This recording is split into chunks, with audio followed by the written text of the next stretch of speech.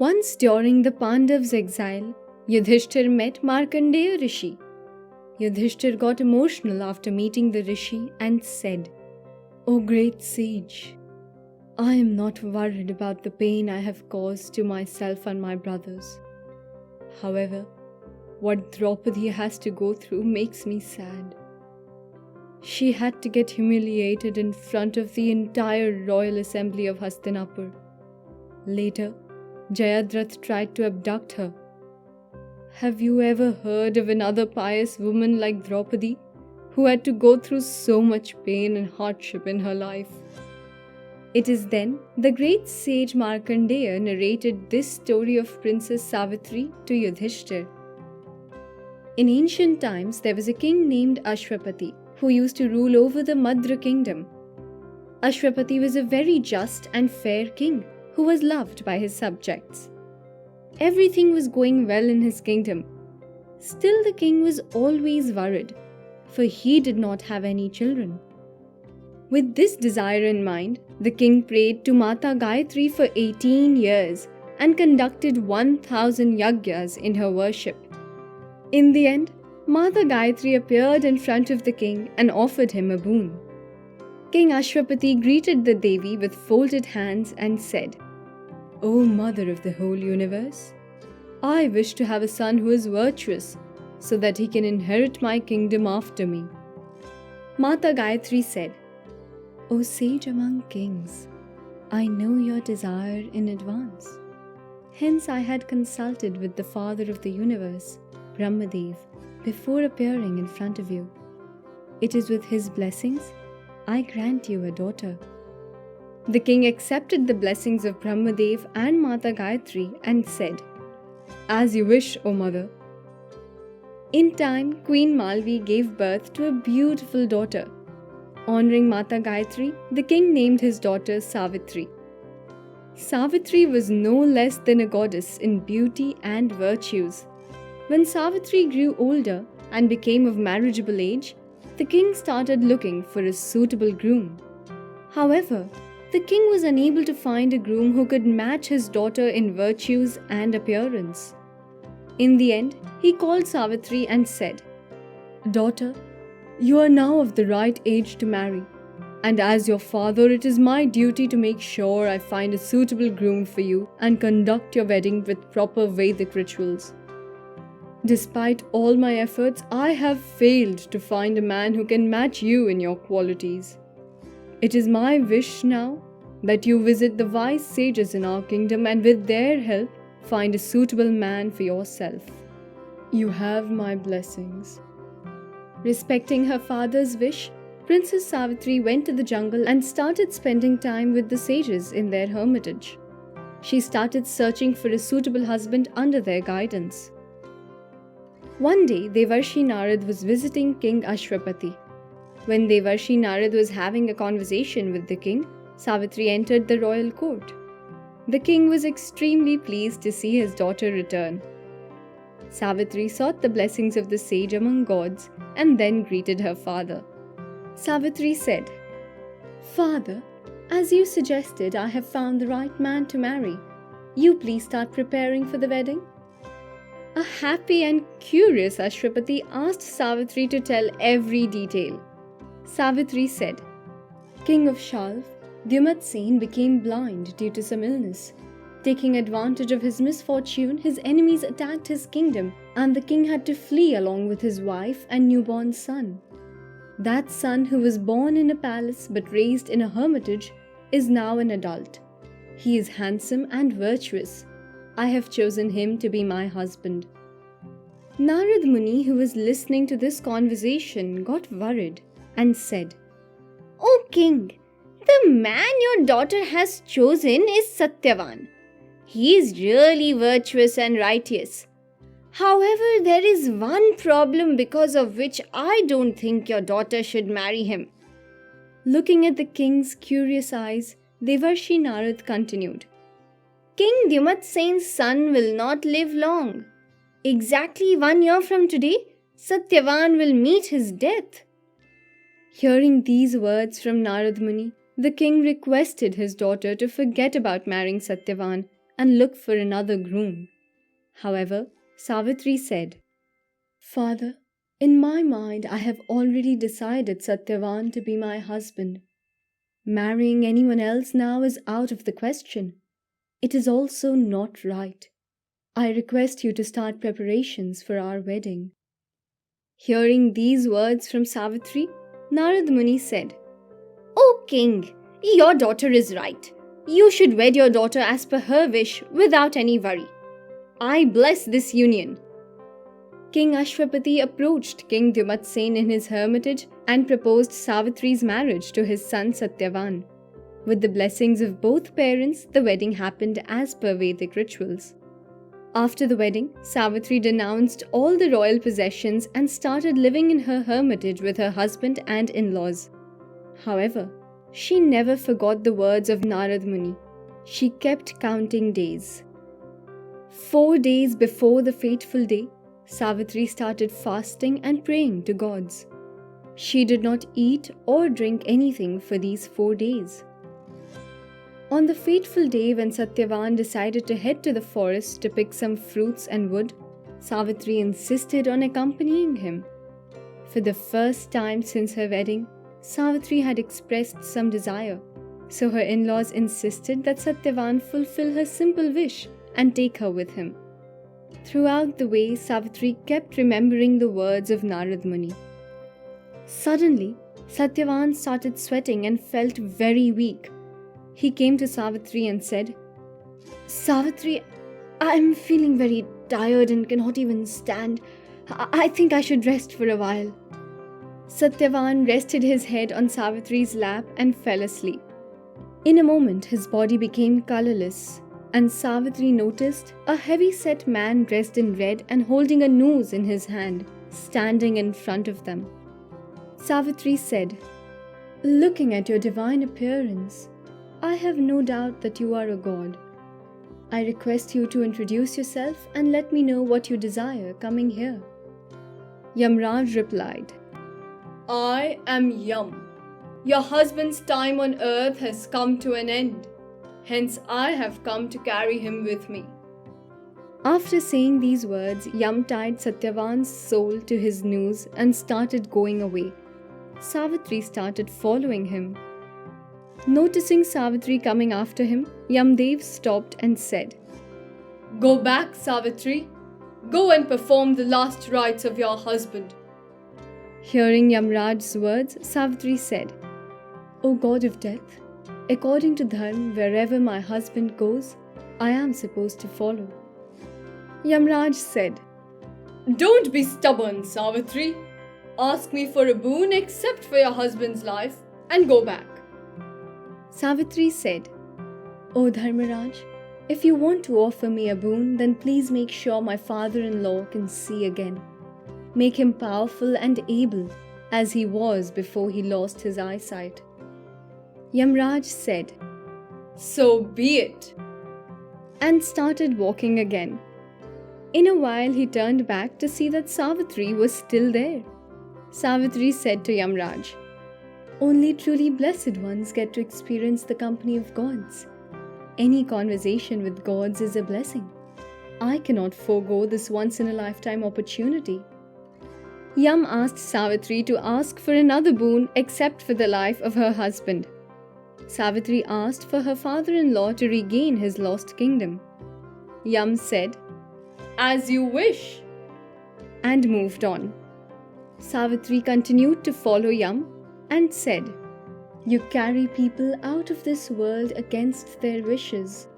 However, in this world, showing kindness to others is the biggest virtue. You should also show kindness to me."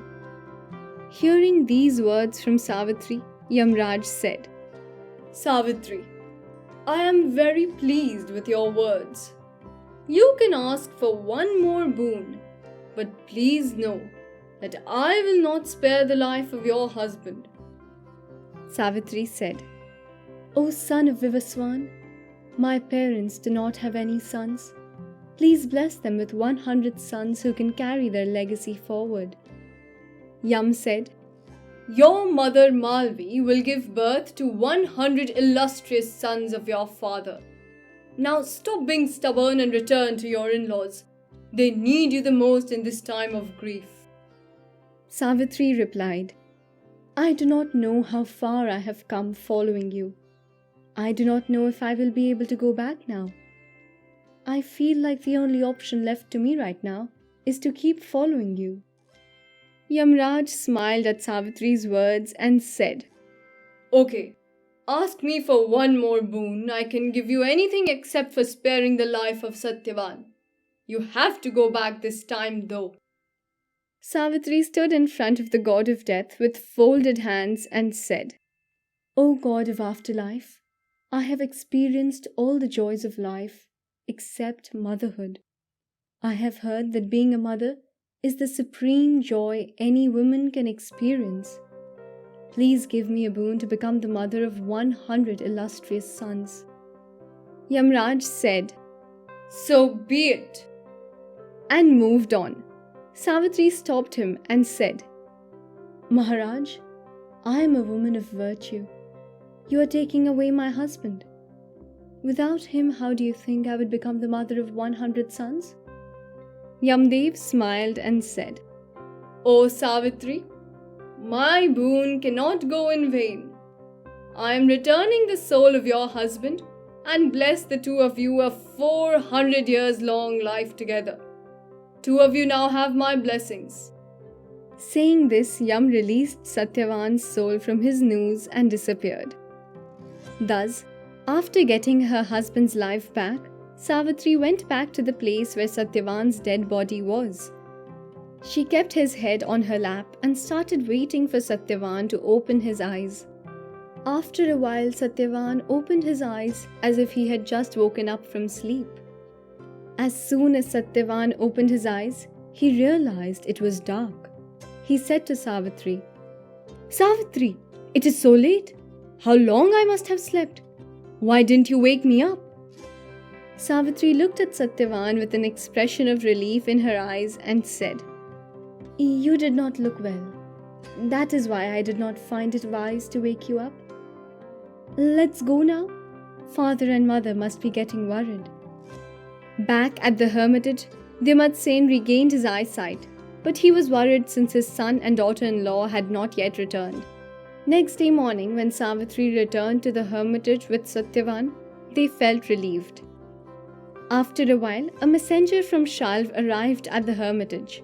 The messenger informed the king that the enemy who had chased Dimat Sen out of the kingdom had been killed by his own ministers, and they wanted Dimat Sen to become the king of Shalv once again. As Yamraj had blessed, King Ashwapati and Queen Malvi had 100 sons, who inherited the kingdom of their father after him. Savitri and Satyavan also had 100 sons and lived for 400 years.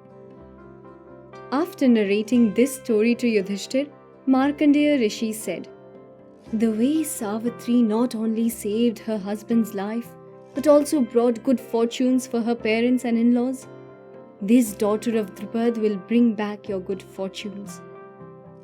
This incident of Savitri bringing her husband back from the dead inspired the festival of Vat Savitri, which is celebrated every year on Amavasya of Jesht month. Married women fast on this day and worship the banyan tree, wishing the long life of their husbands.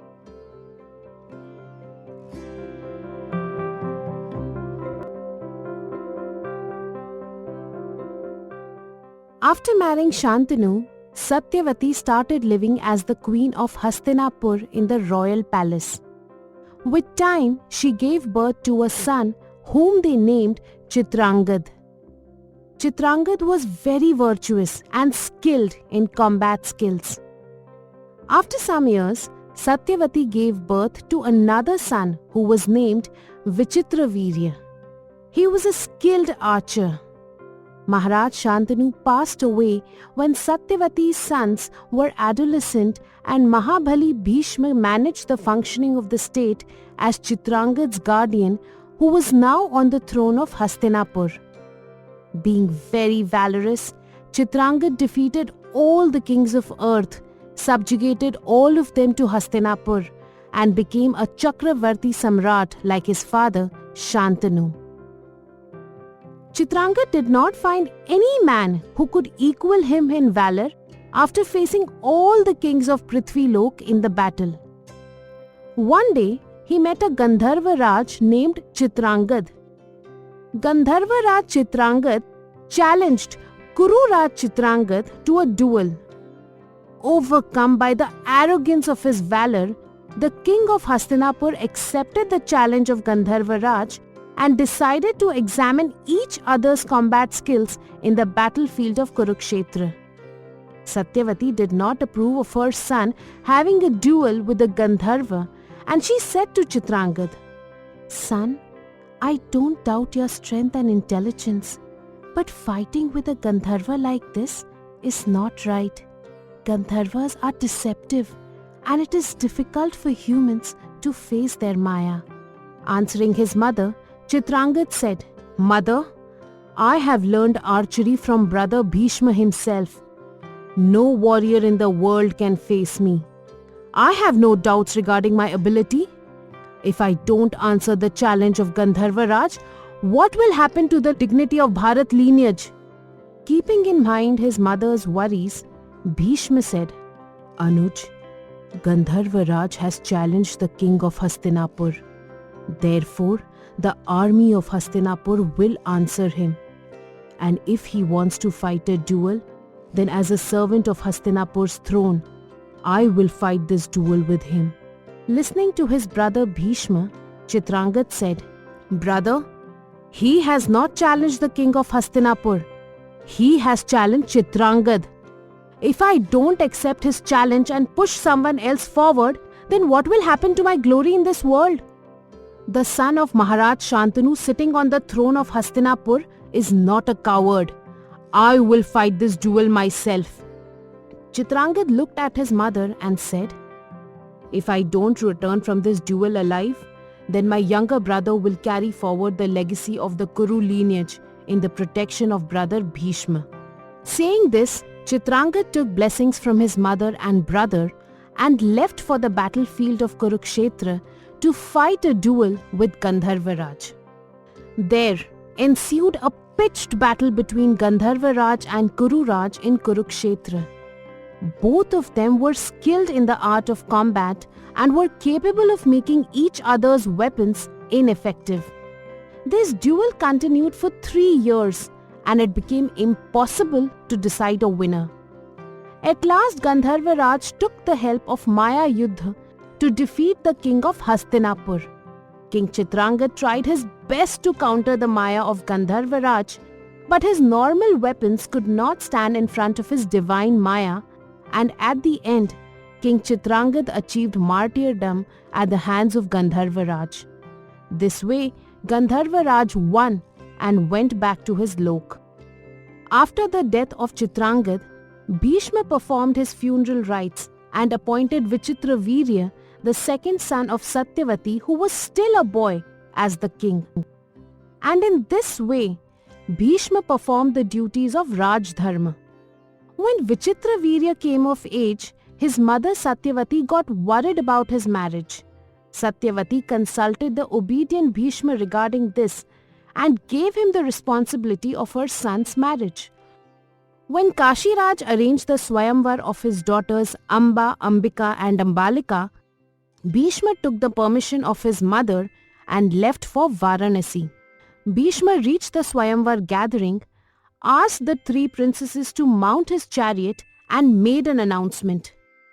"All the kings present in the assembly, listen carefully. I am taking these beautiful princesses forcibly. If any of you is capable, then stop me." Saying thus, Bhishma made all 3 princesses sit in his chariot and asked the charioteer to move forward. Looking at Bhishma leaving like this, the kings present there mounted their chariots, came in front of Bhishma and attacked him with sharp arrows. Demonstrating his skills, Bhishma destroyed the thousands of arrows coming towards him and pierced them all with 3 arrows each. Looking at Bhishma's combat skills, all the kings stepped back and let his chariot go. Bhishma was leaving when Raja Shalva attacked from behind and challenged him to stop. Bhishma stopped his chariot and turned towards him. Shalva attacked Bhishma with many arrows and covered his chariot with arrows. Answering Shalva, Bhishma injured the horses of his chariot. Then Mahabali Bhishma cut Shalva's bow and killed his charioteer. After this, he killed Shalva's horses with his arrows. Defeated and shamed by Bhishma in this manner, Shalva went from there. Seeing Shalva defeated thus, all other kings present in the Swayamvar left. This way, Bhishma forcibly abducted Amba, Ambika and Ambalika, the daughters of the king of Kashi, brought them to Hastinapur and asked them to start preparing for Vichitravirya's weddings with the blessings of Satyavati. Bhishma was involved in the preparations for his brother's wedding when the eldest daughter of Kashiraj came to him and said, "I have already accepted King Shalva as my husband with my father's approval. I was going to choose Shalva in the Swayamvar. You are the knower of Dharma. Now do whatever you think is in accordance with Dharma." After some deliberation with the Brahmins, the knower of Vedas, Bhishma permitted Amba to leave. Then the wedding of Vichitravirya with Ambika and Ambalika took place according to the Vedic customs. Ambika and Ambalika were joyous to have a husband akin to that of an Ashwin Kumar, and Vichitravirya also became affectionate towards his wives, who were like celestial nymphs. After living happily with his wives for 7 years, Vichitravirya was overcome by illness. Even after consulting many doctors, there was no treatment for his illness, and Vichitravirya passed away to Yamlok. Bhishma performed his last rites.